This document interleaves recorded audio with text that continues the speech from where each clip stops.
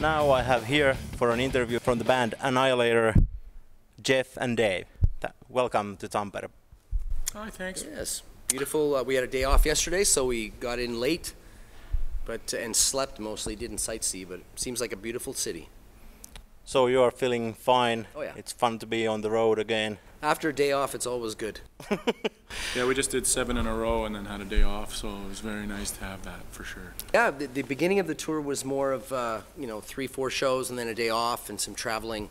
The last part of the tour was, like Dave said, was about 7 shows in a row, and then our day off last night. But we also had a good ferry ride. We got on one of the brand new ferries, so we had a good 11-hour trip on there, and that's like a floating hotel, palace. Pretty comfy. Yep. Okay, let's start with the band name, the Annihilator. That is a little bit difficult word to pronounce, and wouldn't there be a little bit easier words in the English vocabulary than the Annihilator? In the beginning, when I guess started the band in 1984, I thought of a few cool names: Megadeth, Metallica, Slayer, but they were taken already.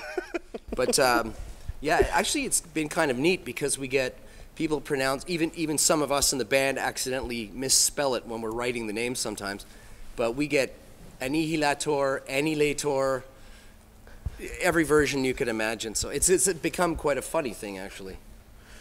It started out with the intention of being a band, but even in the demo days, it quickly became more of a solo project where I would hire a drummer to go in the studio to play the drums on the albums, and I'd have a singer, and I would play all the bass and all the guitars, and then I just kept hiring different people to go on tour. So while it looked like maybe it was a band, it was really more of a solo project. It's only been the last 10 years that I decided that Dave was the permanent guy, and our 2 members we have now, our drummer Mike and bass player Al, have been with us for quite a few years now, so it seems a little more like a band now. So thinking back, was it a good idea to have a changing lineup? Yeah, absolutely. Same. What it did for us is it gave us, you know how bands like Slayer and AC/DC, they have the same sound and the same styles on every album, and they have their own sound, and you know who it is. And that can be good and bad, but at least when Slayer's playing, which is my favorite band, you know who they are. Same with AC/DC and that. Whereas Annihilator is the complete opposite. We had different singers, and they all had different styles. And my music writing went from everything from thrash metal to traditional heavy metal to love songs and melodic instrumentals, ballads and punkish kind of vibe. So I think that's why we've been around so long, is because we change. So if a fan doesn't like one CD or one singer, maybe the next one they like. And that's the way it goes with us. It's like up and down. So I think that was a lucky, good thing that happened. You have been a singer for the only singer for the 3 albums. Well, Dave beat me now. Yeah, I'm at 5 and 6. He's at 5 and 6. Yeah. Yeah, that was fun when I sang. It wasn't like the first album was called King of the Kill. It wasn't meant to be a joke, but I felt that I was not a good singer and that the album was going to, we say, tank, bomb, not do well. And I didn't really even think about playing the songs live and playing guitar because I was pretty sure that people weren't going to really like it. And I was kind of, the opposite happened. It became a #1 album in Japan, and I had to learn how to play and sing live, and it was difficult. I didn't do the greatest job, but I got through it, and some people liked it. So you didn't actually prefer singing and playing at the same time? You still I liked it but it was physically demanding. I had to be in good shape, and now it's like, forget it. Dave can do it. Yeah. He's younger, so. And he only just started learning how to do warm-ups about 4 weeks ago. I've been doing them for 10 years, and he's been like, I don't need that. And he's like, maybe I should try that. It's easy to. Now he's telling me when to warm up. I'm like, no, you can wait. Yeah. You have also worked with Finnish band Children of Bodom, and there's Aleksi Laiho. Yeah. And what do you think about his singing and playing at the same time? Yeah, I mean, guys like him and Hetfield and Dave and a lot of guys, a lot of people, fans, musicians usually know this, but sometimes fans don't realize how difficult it is to play and sing at the same time. And it's quite a talent to be able to do that. Matt Heafy from Trivium, Dave Mustaine especially. In fact, Mustaine is the king of playing and singing because He does ridiculous stuff. Yeah, James Hetfield will play one note, very simple riff, and sing really well. But when he's finished singing, then he'll make a good riff. Dave Mustaine just does a crazy riff and sings at the same time. So he's a very and clean vocals, which doesn't apply with Aleksi Laiho. Lexi was on our 2007 album called Metal. He did a solo, and then I did a solo for a Japanese bonus track on it. I think it was a Bananarama cover song. Yeah. But we've been friends for many years, and it's tough, like, to hang out with people that you meet and you get along with and become friends with, because everybody's always touring and. There was actually, we had one question about the cover songs. Have you made any, or are you planning to make? We did in the past, and we've done AC/DC and Judas Priest and Van Halen covers. Even a Canadian band called Exciter that was for a short time in the early '80s was a very important band. But we haven't done any for a little while. The Van Halen was the last one. Have you ever heard the Children of Bodom versions of, because they make from the pop songs? Oh, yeah. Have you Britney Spears? Do you think that could be possible for Annihilator also?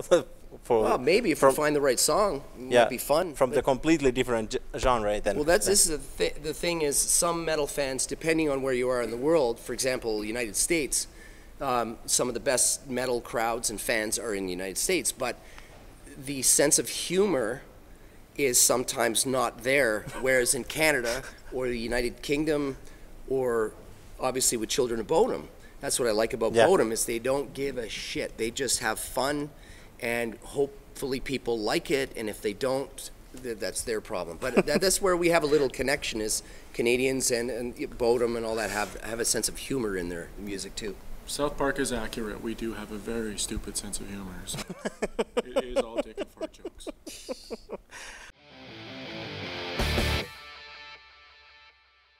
Okay, let's talk a little about The Feast. You released your 14th studio album called The Feast in August. So what has been the verdict for the common crowd?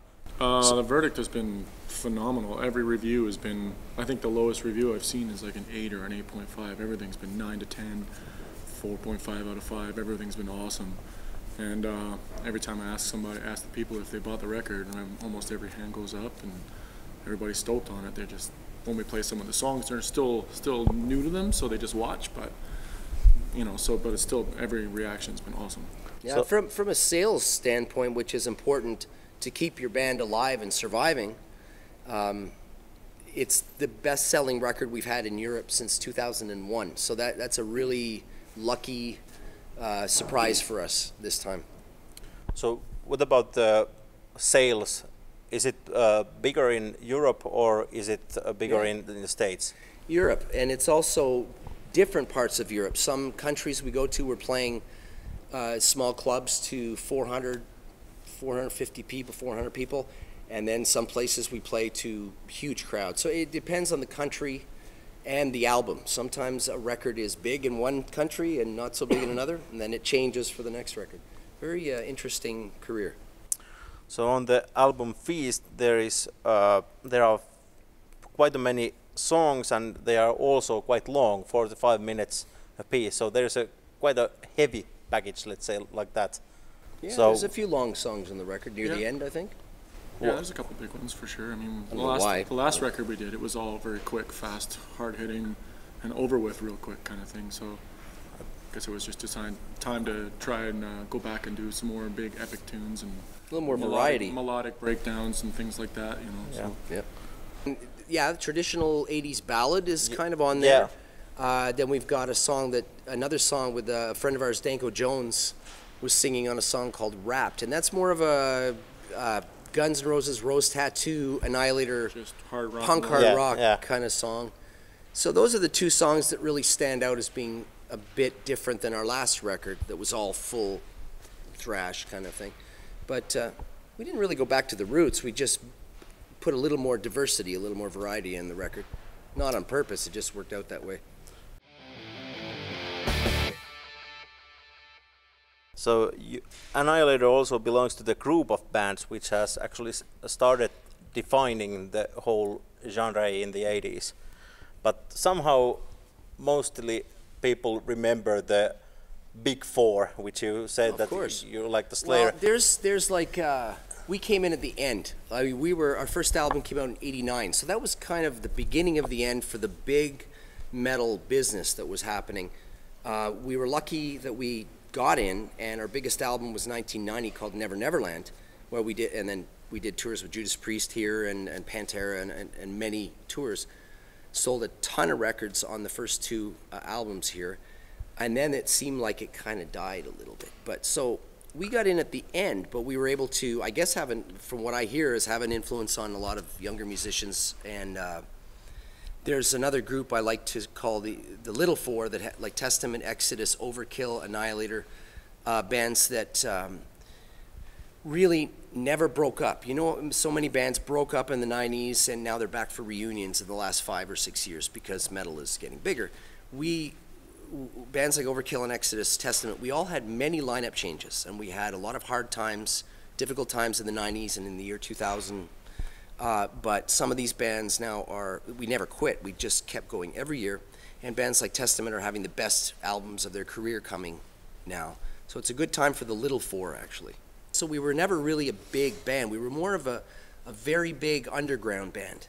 And it's almost like it came in just a little bit too late for the big piece of pie, but still got a chunk of it, you know? Yeah, it just got in there when it was ending. And a lot of people remembered that.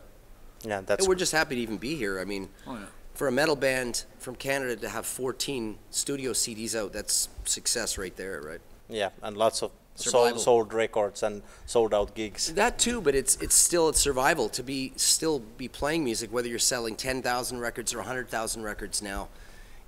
Just to be able to come back and make records and to tour is still, you know, like here, we're playing, you know, this is a big room here, we're playing in the smaller room tonight, but tell me how many bands have went 25 years in putting out records and still come and play for the fans. So it's, we're pretty lucky and honored and, you know, happy.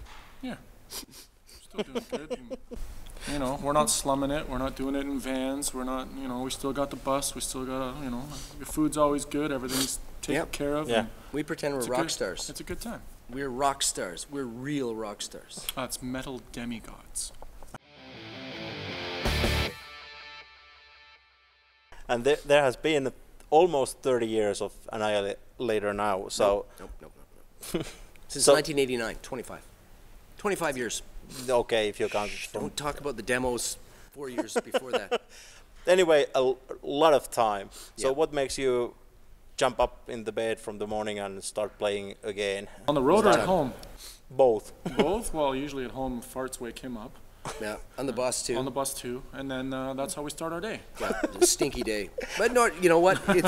It's been my life, like you said, since the 80s. So, and I've been lucky to make a career out of it where, you know, I have my own studio since 1994, and when times were very difficult in the late 90s and early 2000s, I was able to write songs for publishing companies and other artists and TV stuff, but also to mix and work with other bands. Not a lot, but do some work every year with other bands, and that kept things rolling until, luckily, the metal thing started going up, and we started getting more sales and survival. There you go. It's what you do. It's in your blood, right? Yeah. It doesn't matter about hair. It doesn't matter about what you look like. To me, it's just about, you know, do you love metal? And are you honest about your music, you know? Okay, but I think these are all the questions which we want to Good. We ask can eat you. dinner now, damn it. Yeah. If you haven't eaten them, it's good to get your blood level up. Ready for food, that's for sure. Yeah. Thanks very much. Yeah, very Thank much. you. Thank you for the interview, and have a nice gig this night. Thanks. Thank you very much. See you soon. Yay, food! Thank you very much.